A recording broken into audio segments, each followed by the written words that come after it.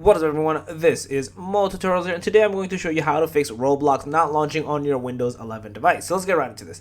So if you're trying to play Roblox and it's not launching on your Windows 11 device, there's a few ways to basically fix this.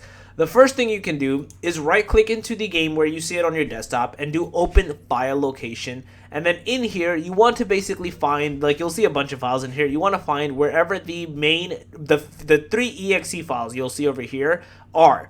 Once you do that, you want to right click into them, go into properties, go to compatibility, and do run this program as administrator. Basically, you're going to do that for all three components and press apply. Once you do that, turn the game back on and see if that fixes it for you. If not, come back into these exe files and also do run this program in compatibility mode, and just start with Windows 8 and then go from there. Once you basically follow these steps, you should be good to go. It should be launching now, and you should not be having these issues persist any longer. So yeah, that's basically it. If you guys have a video, please press it up, go to the channel, make sure to subscribe, click that notification bell, and then more tutorials out. Peace.